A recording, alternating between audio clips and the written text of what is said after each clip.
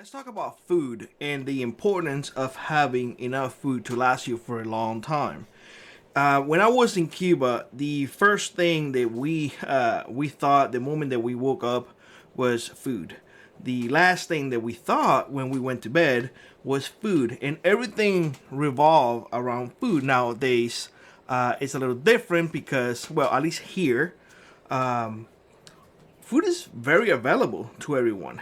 However, what will happen if food is no longer available? What will happen if you are now responsible to grow your food, raise your animals, and choose, the food that you create or you raise is the only food that you have? Well, that is often the times that we have to deal with in Cuba.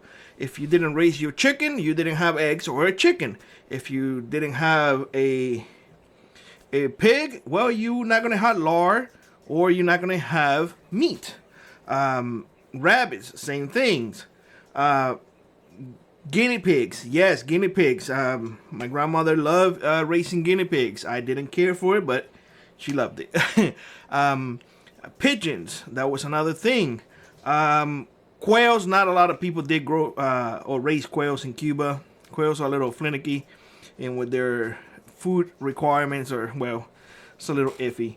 But nonetheless, you see what I'm saying. You see what I'm going with this. It's food. Food was the number one thing that we have to worry about in Cuba. Everything was food. If you have food, you have money, you have everything else.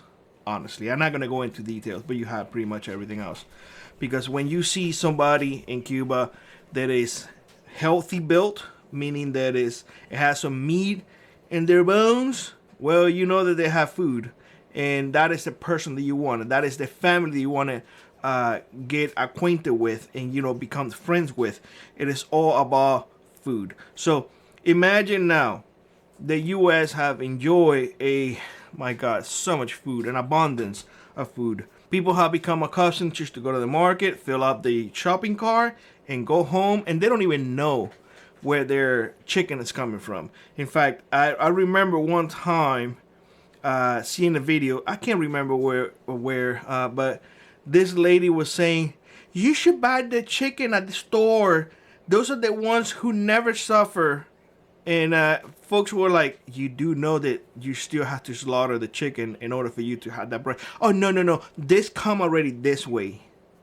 Ignorance. People have become very detached from the food they eat. Now, especially in the cities. In the cities, I'll tell you what, it's just one of those things that blows me away that people call Dorito chips food. That's junk. That's not food. Food is a steak in front of you, and another steak right next to it. That's food. But you know how it is. Folks don't understand that. New generation especially believe that just having milk and cereal is more than enough. I tell you what, we don't eat a lot of breakfast in my house, but when we eat breakfast, it's usually steak and scrambled eggs with a lot of cheddar cheese on top of it. That's usually our breakfast. It is breakfast that is going to carry us through the entire day. Now, folks might see a difference. Folks may be like, well, Billy, choose milk. Lass is the only one who drinks milk, to tell you the truth. I don't care for milk much. I'm more of a yogurt type of person. I drink plain yogurt, no sugar. I know it sounds disgusting to a lot of you, but I that's just the way I like it. That's the way that I grew up. My grandmother used to make yogurt to sell it, and I will have a liter every 2 days. Literally half of it in the morning, every single day. Just like that. Just shake it up a little bit and drink it plain. Why? Because there was no sugar. Not because I don't like sugar, because there was none. So now here we have the ability to put away as much food as we can. We have the ability to hunt to an extent. We have the ability to raise animals to an extent, as well as raising or growing our own vegetables and whatnot. Now, in the past, I have said a million times, I'm not a big vegetable eater. However, I am going to increase my garden significantly this year. I will show you, I said last year that I was going to show you how a garden looks like with no preparations or very minimal preparations. You know, just throwing things on the ground and see what happens. And I was going to show you this year what a true garden looks like, because I'm just showing you things. And I'm more accustomed to a true garden. In fact, a garden that is done by tractors and whatnot. True, you know, like fields upon fields. That's what I'm accustomed to. So I'm gonna scale it down to a regular small homestead, but I will bring it down to scale, because this is what we have. So that's what we have to work with, and I will show you how much a garden will give you at the end of the season. And I will, of course, share with y'all the things that I do and whatnot. There is a big difference, and I want to emphasize on this. Large-scale farming is one thing. Small gardening is a different, totally demon. Way different. In fact, it's a lot easier to do it in large scale than small. So I want to get that out of the way. Same thing with animals. It's a lot easier to have, I don't know, 100 head of cows, you know, roaming the fields than not just having 2 or 3 cows that you have to buy hay and clean their manure because, well, you don't have enough space. It's a very different demon. I am not getting cows. It is not worth it for me. I will continue to buy my beef in local stores. Honestly, the price of hay here, it's just outrageous. It's not feasible. The numbers don't add up. Nonetheless, food. Food is one of those things that you have to consider number one. Honestly, number one on the list.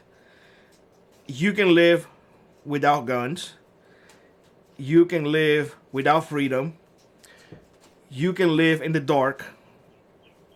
You can live without a house. You can just pop a tent and that's it. You cannot live without food or water, but food. Take that to heart. Food should be, in my opinion, in everyone's priority list right now. Why? Because you don't know what tomorrow is going to bring. If you don't have a garden, I have shown in the past here how to grow food inside your home. Very easy. Do it yourself projects. Very easy to do it. I don't know if I still have it in my playlist. If not, you can always go online, and AeroGarden is one way to grow food inside your home. You know, occupying a very minimum space. Nowadays, light technology has come so far that, I mean, LED, you don't need a lot of energy to grow food. So you can grow food. One tomato plant that you grow inside your house means one trip that you don't have to do to the grocery store, meaning that you can keep that dollar in your pocket. One letterhead that you have at your home means a meal for you. Just saying, y'all. I show you, I raise my quails. The quails that I have right now, I have it inside the prepper shed. It does not take a lot of space. They provide me with eggs every single day, and when they stop laying eggs, they provide me with a meal. How much did it cost me? Well, the bag of feed, this is 28% protein, which is the most expensive one. I think I paid $32 for 50 pounds. $32. If you divide $32 versus the eggs that I get, I'm coming on top. Way on top. So I show you that you can have eggs, great source of proteins, and it is renewable. I mean, I spent $80 when I first bought the eggs. Ever since then, I have made my money back 100 times full. And of course, the investment on the cages. I have made my money back just on eggs.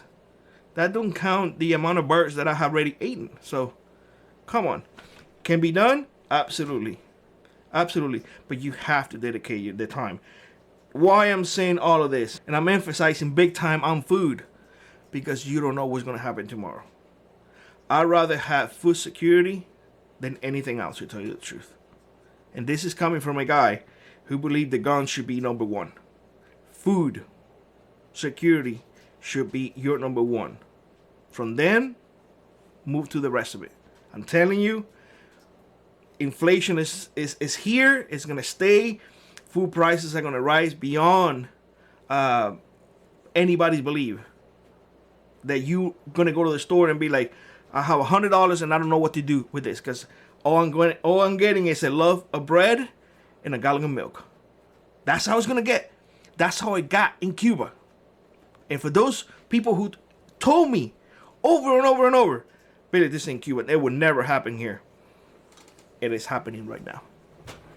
It is happening right now. Let me know if you don't see what I'm seeing in the comment section below. Like always, rock on, prep on, and I will see you on the next one. Bye-bye, everybody.